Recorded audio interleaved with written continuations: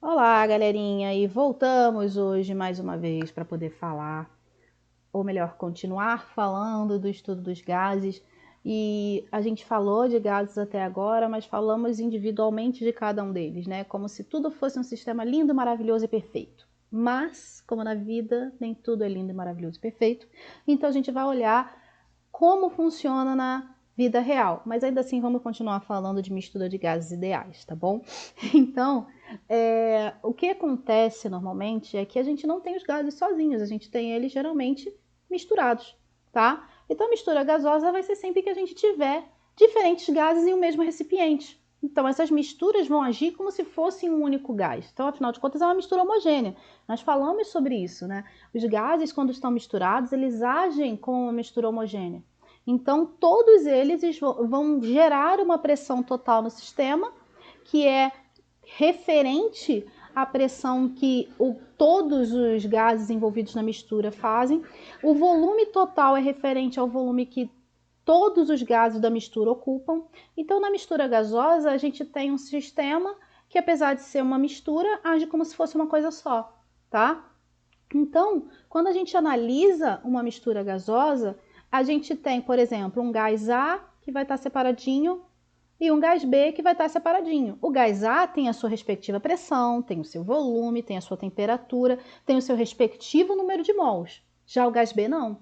O gás B vai ter a sua pressão, tem o seu volume, vai ter a sua temperatura, vai ter o seu número de mols. Ah, mas podem ser iguais? Podem, assim, do mesmo jeito que pode não ser. Agora, se eu pegar o gás A juntar com o gás B, eu vou ter efetivamente uma mistura gasosa, tá? Que vai corresponder à mistura de A e B, que vai ter a sua pressão, vai ter o seu volume, vai ter a sua temperatura e vai ter o número de mols, que vai ser o número de mols total, tá bom? Que no caso é a soma dos dois, do número de mols que eu tinha do gás A e do gás B. Então, quando a gente fala de uma mistura gasosa, toda a pressão do sistema é referente ao total. Mas a gente tem como definir a pressão que só o gás A exerce naquele sistema, que só o gás B exerce naquele sistema, ou o volume que só o gás A ocupa ou só o gás B ocupa, tá bom? E a gente calcula isso através do que a gente chama de fração molar. A fração molar, ela vai ser uma coisa que vocês viram no ano passado como uma forma de concentração. E não deixa de ser, tá? Porque de uma certa forma a fração molar ela pode ser percentual, tá bom? Então, eu tenho a fração molar de um determinado gás ou de uma determinada substância, pegando o número de mols daquela substância na mistura e dividindo pelo número de mols total. Então, vamos supor que numa mistura eu tenho 10 mols de gás, tá? Mas eu sei que só de gás e hidrogênio eu tenho 4 mols. Então, eu sei que a fração molar de hidrogênio é o número de mols de hidrogênio, que é 4, dividido pelo número de mols total, que é 10. Então, eu vou ter 0,4 de fração molar, ou 40% se eu quiser considerar a fração molar como percentual, tá? Então, só o gás A tem uma fração molar de 0,4 ou 40%. Se eu quisesse saber, por exemplo, do outro gás que está presente, vamos chutar o hélio, que tem 6 mols. Então, vai ser 6 dividido por 10, que é o número de mols total. Então, eu vou ter um valor de fração molar para o gás hélio de 0,6 para um valor total de 10, ou 60% de fração molar do gás hélio, numa mistura entre hidrogênio e gás hélio, beleza? Então, a fração molar ela é uma forma de concentração, tá bom? Porque ela analisa o número de mols que eu tenho de uma substância em relação ao todo da mistura, tá? E com a fração molar, a gente determina o que a gente chama de pressão parcial, que vai ser a pressão de um gás só, e também consegue determinar o volume parcial, que é o volume que só aquele gás ocupa dentro da mistura, tá bom? Então, a pressão parcial vai ser a pressão que aquele gás exerce naquele recipiente se ele estiver sozinho, tá bom?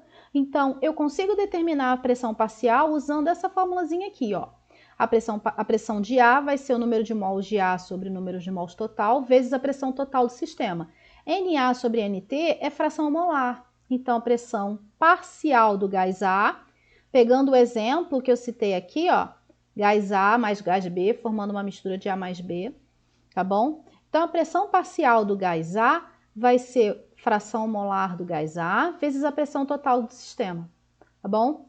E a gente, analogamente, também consegue determinar o volume parcial de um determinado gás. Então, para o volume parcial, a gente tem também, para o nosso gás A, da minha mistura inicial de A mais B, a gente vai ter um volume parcial, que é a fração molar do gás A vezes o volume total, tá? Então, pressão parcial é a pressão exercida por um determinado gás na mistura gasosa. É a pressão que só ele exerce, tá bom? Dentro da mistura. E o volume parcial é o volume que só ele ocupa dentro daquela mistura toda, tá bom? Então, para ficar fácil de enxergar, vamos pegar 2 exercícios do alfa, tá bom? Esse exercício, ele é das aulas 13 e 14, tá bom? O alfa mesmo não é para pegar lá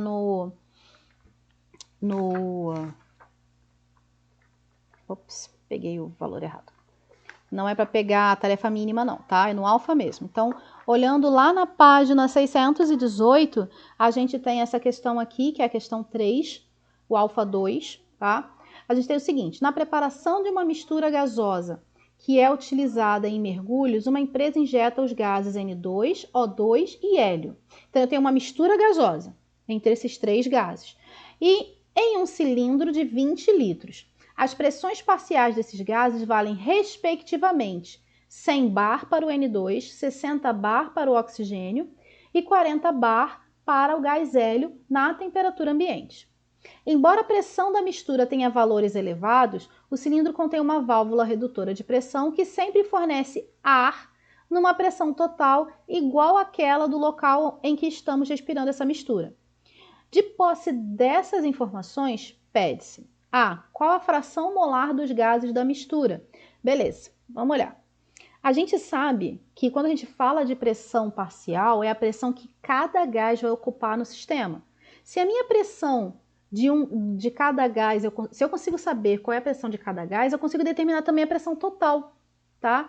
Por quê? Se o gás nitrogênio consegue ter um valor de 100 bar na pressão parcial, o valor do oxigênio é de 60 bar e o valor do hélio é de 40 bar, a pressão total do meio é de 200 bar. Porque a pressão total é a soma de todas as pressões parciais, tá bom? Então, eu sei que a pressão total corresponde a 100% do sistema. Então, 200 bar corresponde a 100%. 100 bar, que é a pressão só do nitrogênio, vai ser 50%. Então, se eu tenho 50% de toda a mistura gasosa sendo só de nitrogênio, significa que a fração molar do nitrogênio é 50%. Logo, a fração molar dele é de 0,5 ou 50%. E da mesma forma, eu consigo calcular o resto, tá bom? Se só o nitrogênio é 50%, quanto que vai ser o O2? Quanto que vai ser o N2? Então, vamos lá. A pressão total de O2 vai ser 200 bar, que eu tenho no total, corresponde a 100%.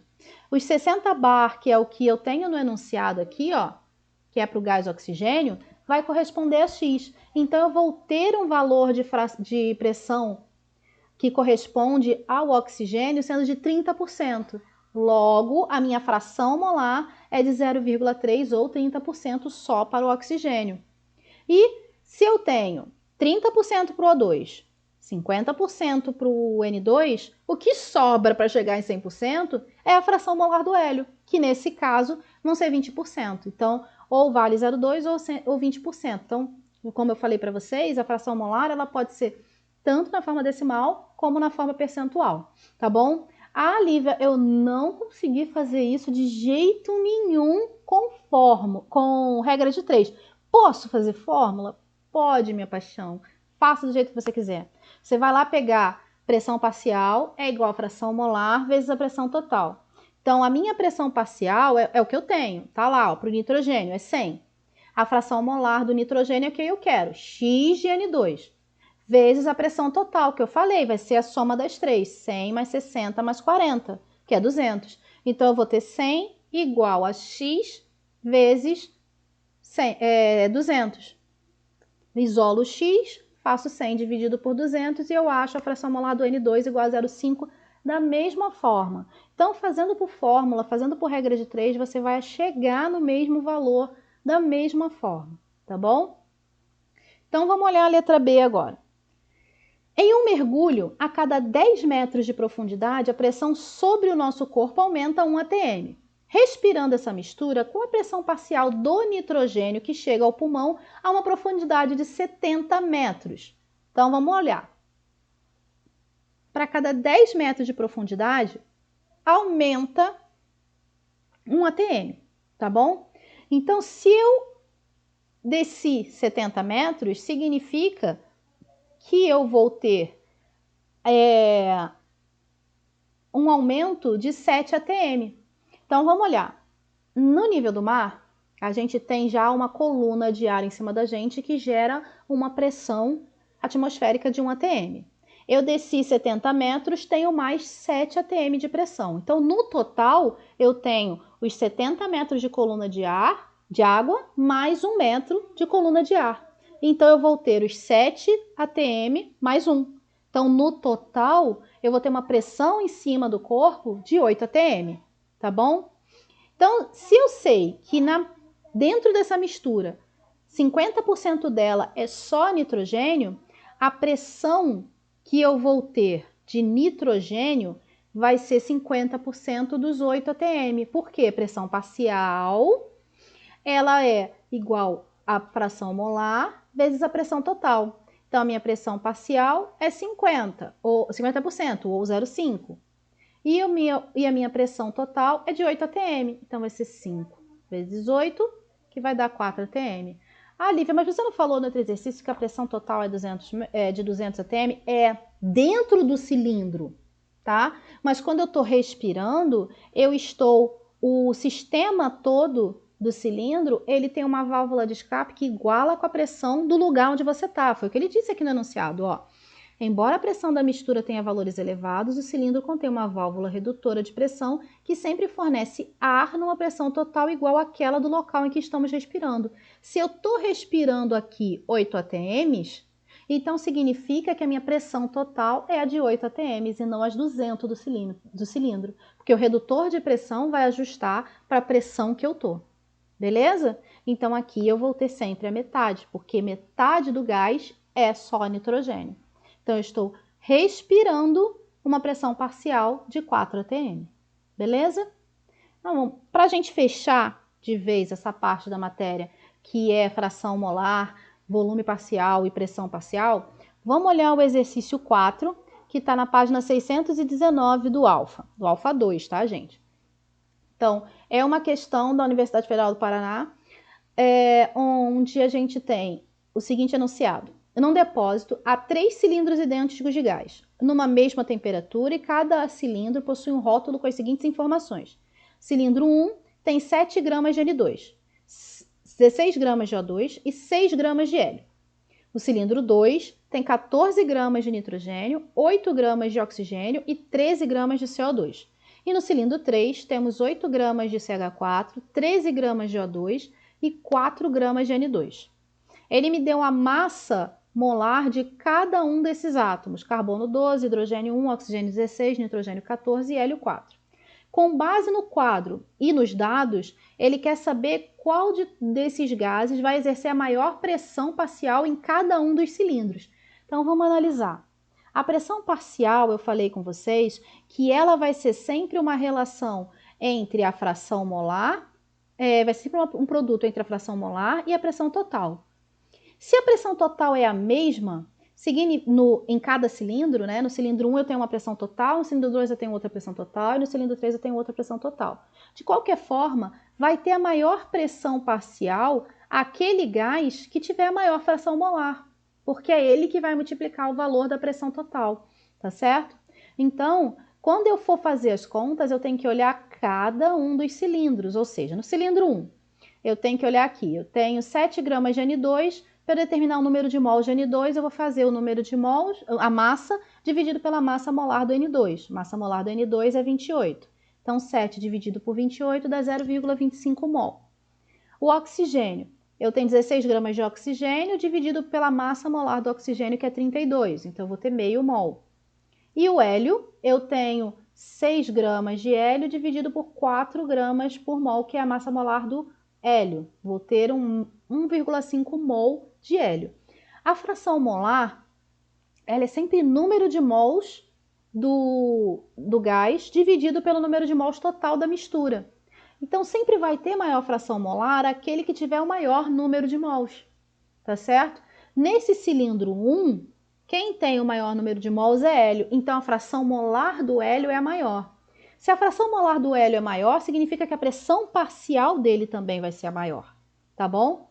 Porque quando eu for misturar, ou melhor, desculpa, quando eu for multiplicar pela pressão total do sistema, a gente vai ter um valor de pressão parcial que é maior, tá bom?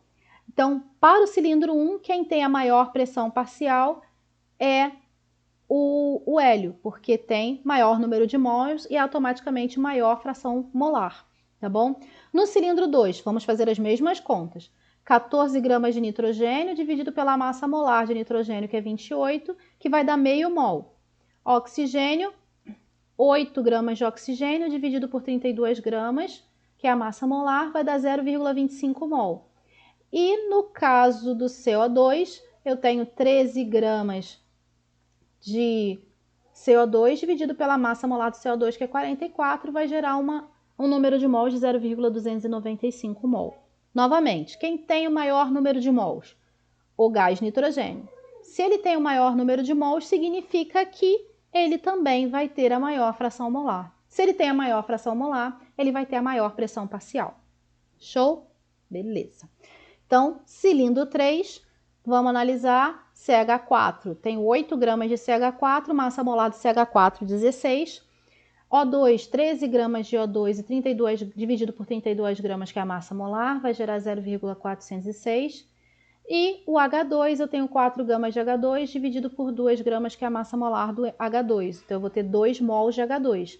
Então, nesse caso aqui, para o cilindro 3, a gente tem o maior número de mols de hidrogênio. Então, se ele tem o maior número de mols, automaticamente ele também vai ter a maior fração molar e também vai ter a maior pressão parcial, tá bom? Então, a pressão parcial ela sempre vai ser proporcional à fração molar. Se a fração molar for alta, a pressão parcial dele também vai ser alta em relação ao todo, tá bom?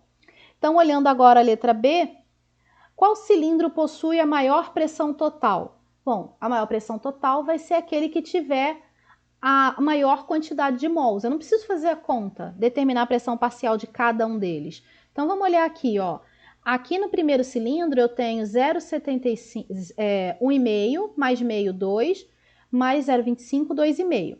No segundo cilindro eu tenho 0,75 mais 0,29, que vai dar um pouco mais de 1. Vai dar 1,045. E no último aqui, a gente tem 2,5 mais 0,406, a gente vai ter 2,9 praticamente. Então, como o cilindro 3 tem o maior número de mols, os 3 cilindros são iguais em volume, estão na mesma temperatura, significa que dizer que, como ele tem a maior pressão, ele automaticamente também vai ter o maior... como ele tem um maior número de mols, automaticamente ele vai ter a maior pressão, tá bom? Vai dar a resposta ao contrário. Então, significa dizer que qual cilindro possui a maior pressão total vai ser aquele que tiver a maior quantidade em número de mols, que no caso é o cilindro 3. Beleza? Então, isso fecha aqui com a gente todo o alfa 2. Na semana que vem a gente começa a trabalhar o alfa 3. Beleza? Então, beijinhos para vocês, se cuidem e bom confinamento. A gente se fala, tá? Um beijão.